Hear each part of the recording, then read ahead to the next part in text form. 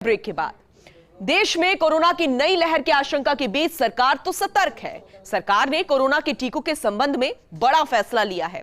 देश में अब 12 साल के छोटे बच्चों को भी कोरोना टीका लगाया जाएगा और इसके लिए 2 टीकों को इसके लिए चुना गया है। डीसीजीआई की ओर से इनके इस्तेमाल को मंजूरी मिल चुकी है। वहीं सरकार कोरोना टीकाकरण को लेकर सतर्क है। अभी तक 70% लोगों को टीके के दोनों डोज लग चुके हैं। इस रिपोर्ट को देखिएगा।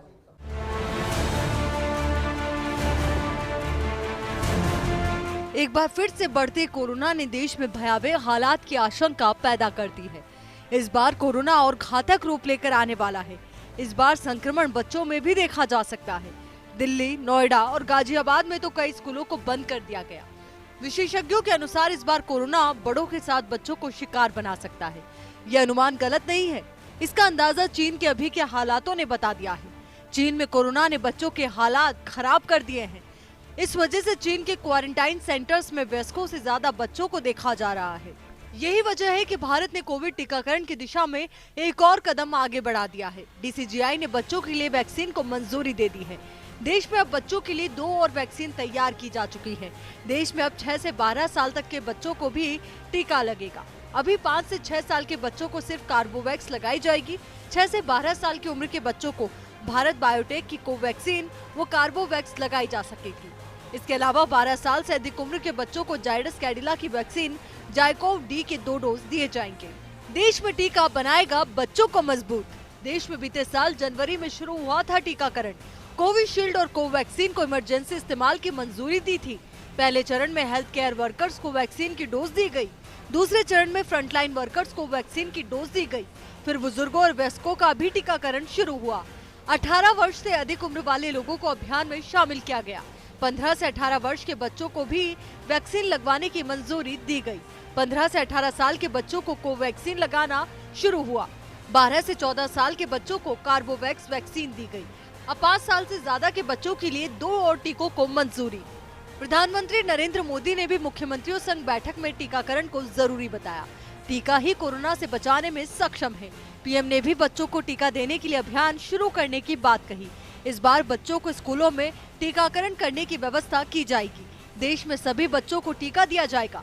टीकाकरण भारत सहित पूरी दुनिया के लिए प्रमुख मुद्दा है।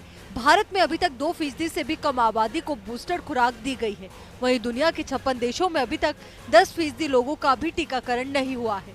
इधर भारत में 98% आबादी को पहला टीका लग चुका है। वहीं 80% आबादी को दूसरा टीका लगाया जा चुका है।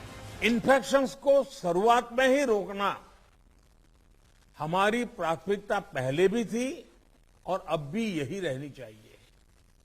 आप सबने भी जिस बात का उल्लेख किया, टेस्ट, ट्रैक और ट्रीट की हमारी स्ट्रेटेजी को भी हमें उतने ही प्रभावी तौर पर लागू करना है। आज कोरोना की जो स्थिति है उसमें ये जरूरी है कि अस्पतालों में भर्ती मरीजों में जो हमारे गंभीर इन्फ्लुएंजा के केसेस हैं उनका 100% आरटी-पीसीआर टेस्ट हो। इसमें जो भी पॉजिटिव आते हैं उनका सैंपल जीनोम सीक्वेंसिंग के लिए जरूर भेजें। मार्च में हमने 12 से 14 साल के बच्चों के लिए वैक्सीनेशन शुरू कर दिया था। अभी कल ही 6 से 12 साल के बच्चों के लिए भी कोवैक्सीन टीका की परमिशन मिल गई है। सभी एलिजिबल बच्चों का जल्द से जल्द टीकाकरण यह हमारी प्राथमिकता है। इसके लिए पहले की तरह स्कूलों में विशेष अभियान भी चलाने की जरूरत होगी। इन्फेक्शंस को शुरुआत में ही रोकना हमारी प्राथमिकता पहले भी थी और अब भी यही रहनी चाहिए। आप सबने भी जिस बात का उल्लेख किया, टेस्ट, ट्रैक और ट्रीट की हमारी स्ट्रेटेजी को भी हमें उतने ही प्रभावी तौर पर लागू करना है। आज कोरोना की जो स्थिति है उसमें ये जरूरी है कि अस्पतालों में भर्ती मरीजों में जो हमारे गंभीर इन्फ्लुएंजा के केसेस हैं उनका 100% RT-PCR टेस्ट हो। देश में सबसे ज्यादा आबादी वाला राज्य उत्तर प्रदेश है। यहाँ 1 करोड़ 25 लाख किशोरों का टीकाकरण किया जाएगा। वहीं दिल्ली में 6 लाख से ज्यादा बच्चों को टीका लगाया जाएगा। हरियाणा में तकरीबन 14 लाख बच्चों को वैक्सीन लगेगी। राजस्थान में 30 लाख से ज्यादा बच्चों को कोरोना के टीके लगाए जाएंगे। वहीं अन्य राज्यों को मिलाकर भी देश में कुल 10 करोड़ बच्चों का टीकाकरण किया जाना है। चीन से कोरोना सारी दुनिया में फैला। अपनी गलती मानने की बजाय चीन ने वुहान में लॉकडाउन लगाकर अपनी कोरोना नीति को सबसे अच्छा बताया। जब अमेरिका, यूरोप और भारत में कोरोना ने कहर मचाया, तब जिनपिंग ने खूब अपनी पीठ ठोकी। लेकिन अब चीन की कम्युनिस्ट पार्टी की हकीकत बाहर आ रही है। आज हम आपको शंघाई के बारे में बताने जा रहे हैं। इसकी वजह है वहां से आती चीखे, रोकते बिलखते लोग, जिन्हें शी जिनपिंग की सरकार ने पिछले 23 दिनों में से कैद करके रखा हुआ है, और घरों में कैद। 2 करोड़ 60 लाख लोग भूखे प्यासे सुसाइड कर रहे हैं। शक की बिना पर ही कोरोना वॉरियर्स के रूप में जिनपिंग के गुंडे आम लोगों से मारपीट कर रहे हैं। चीन में आज सिवाय जिनपिंग के कोई खुश नहीं है। जनता रो रही है और जिनपिंग अपनी तीसरी बार ताजपोशी की तैयारी कर रहे हैं। यह रिपोर्ट देखिएगा।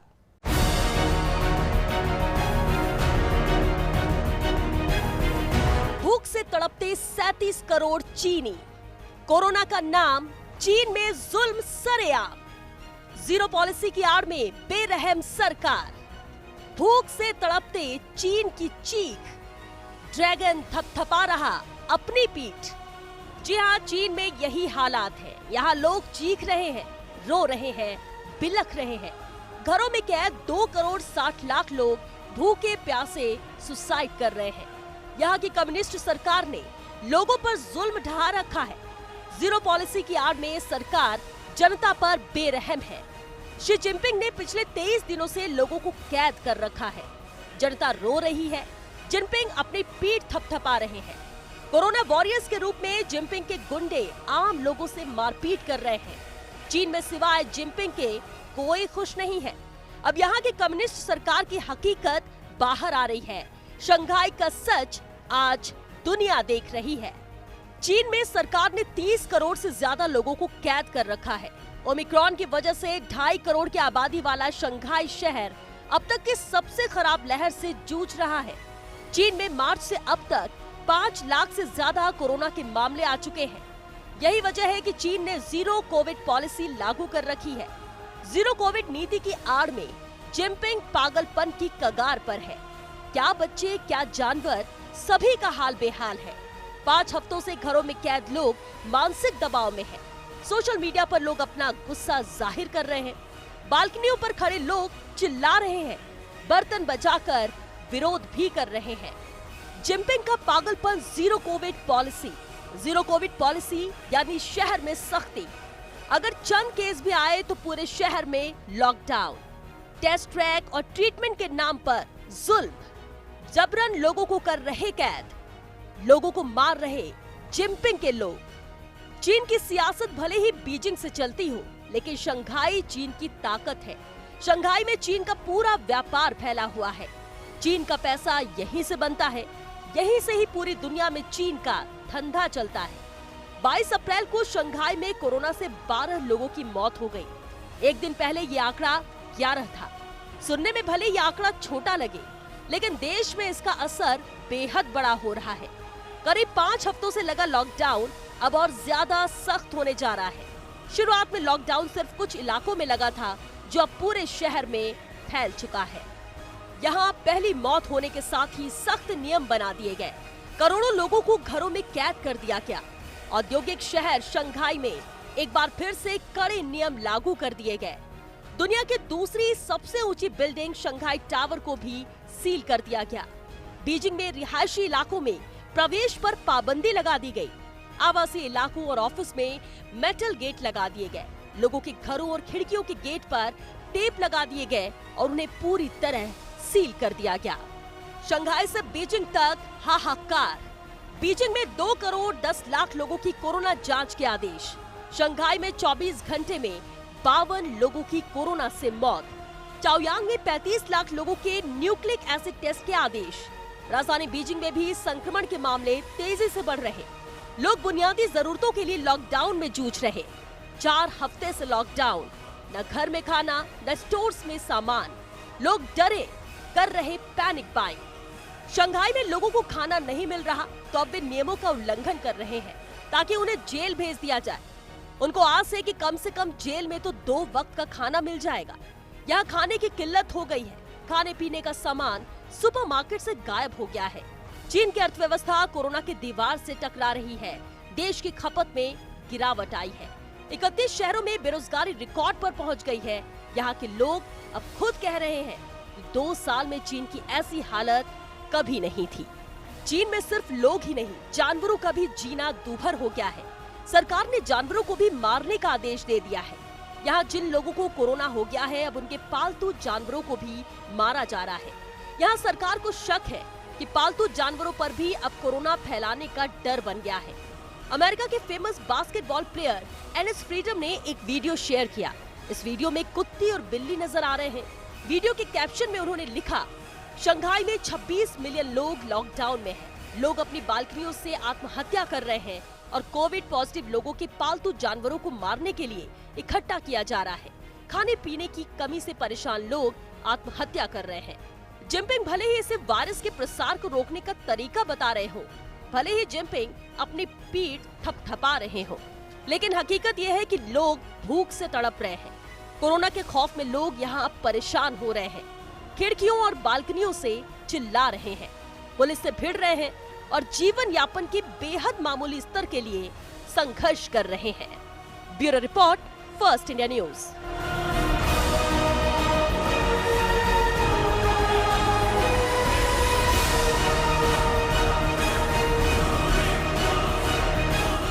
चीन में लगातार बढ़ते जा रहे कोरोना संक्रमण को लेकर भारत भी अब अलर्ट मोड में नजर आ रहा है।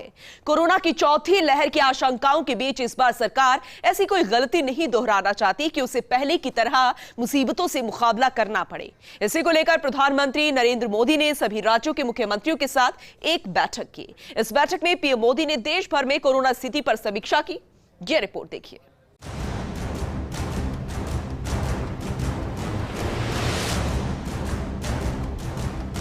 क्या कोरोना फिर से भर रहा दम? क्या कोरोना ने जमा लिए पैर? क्या फिर से लगेगा लॉकडाउन? क्या फिर से भयावह हो जाएंगे हालात? दुनिया के कई देशों में कोरोना ने पैर पसार लिए हैं। कई देशों में फिर से कोरोना वायरस तेजी से फैल रहा है। ऐसे में एक बार फिर कोरोना की नई लहर की आशंका जताई जाने लगी है। एक बार फिर से लॉकडाउन का डर सताने लगा है। भारत में बीते कुछ दिनों से कोरोना के मामलों में लगातार इजाफा देखने को मिला।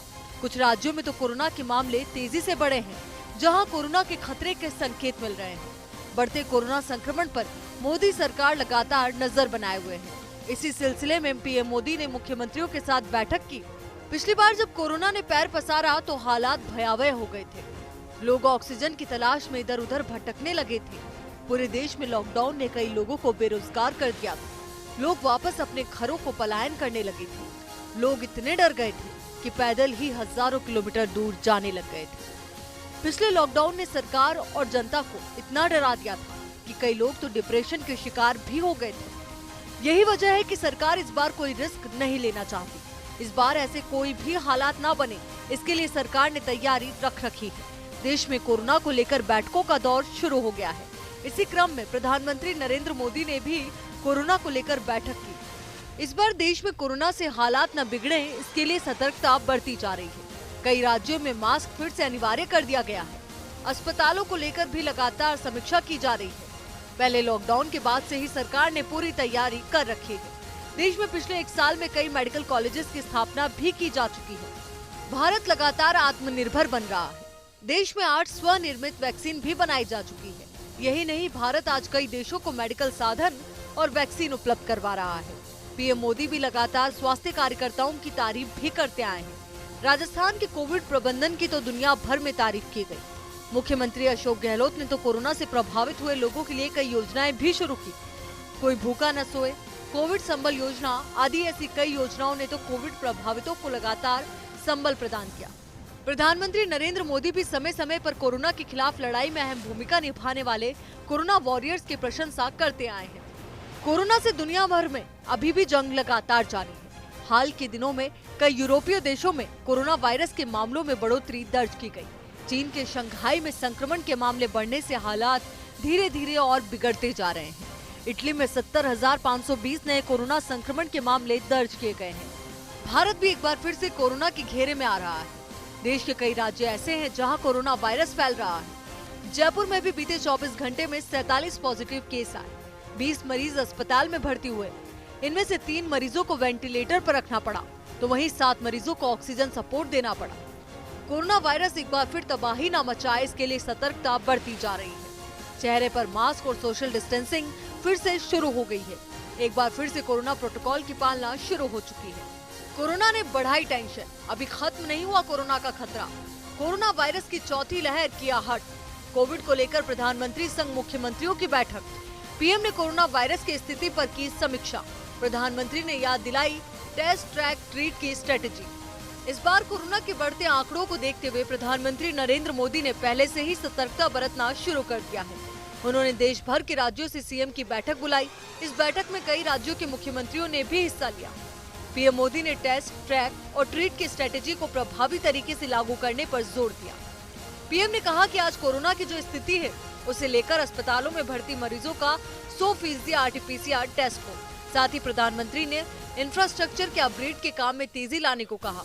पीएम ने कहा कि बिस्तर, वेंटिलेटर और ऑक्सीजन प्लांट जैसी सुविधाओं के लिए हम काफी बेहतर स्थिति में हैं, लेकिन ये सुविधाएं लगातार बनाए रखनी है ताकि किसी भी प्रकार की चुनौती से निपटा जा सके और कोरोना पर आसानी से काबू पाया जा सके। इन्फेक्शंस को शुरुआत में ही रोकना हमारी प्राथमिकता पहले भी थी और अब भी यही रहनी चाहिए।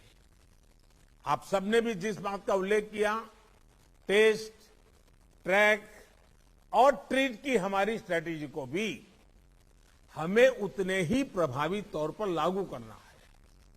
आज कोरोना की जो स्थिति है, उसमें ये जरूरी है कि अस्पतालों में भर्ती मरीजों में जो हमारे गंभीर इन्फ्लुएंजा के केसेस हैं, उनका 100% आरटीपीसीआर टेस्ट हो। इसमें जो भी पॉजिटिव आते हैं, उनका सैंपल जीनोम सीक्वेंसिंग के लिए जरूर भेजें। टीकाकरण पर प्रधानमंत्री नरेंद्र मोदी ने गिनाए आंकड़े। 96% वयस्क आबादी को वैक्सीन की पहली डोज, 15 साल के ऊपर 85% लोगों को दूसरी डोज। वर्तमान में 12 से 14 साल के बच्चों के लिए टीके, 6 से 12 साल के बच्चों के लिए कोवैक्सीन टीके की अनुमति। मार्च में हमने 12 से 14 साल के बच्चों के लिए वैक्सीनेशन शुरू कर दिया था। अभी कल ही 6 से 12 साल के बच्चों के लिए भी कोवैक्सीन टीका की परमिशन मिल गई है।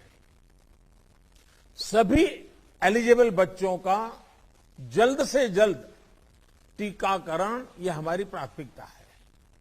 इसके लिए पहले की तरह स्कूलों में विशेष अभियान भी चलाने की जरूरत होगी।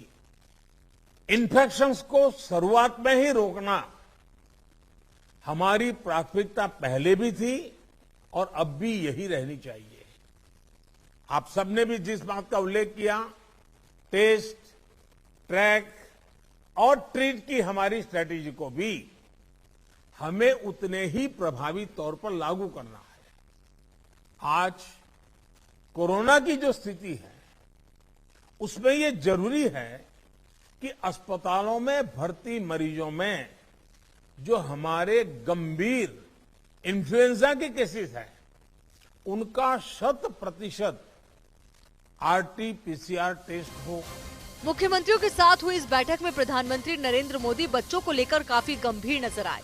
उन्होंने कहा कि बच्चों का जल्द से जल्द टीकाकरण हमारी प्राथमिकता है। इसके लिए पहले की तरह स्कूलों में विशेष अभियान चलाने की जरूरत भी होगी। वहीं उन्होंने बच्चों के परिजनों से भी जागरूक रहने की अपील की।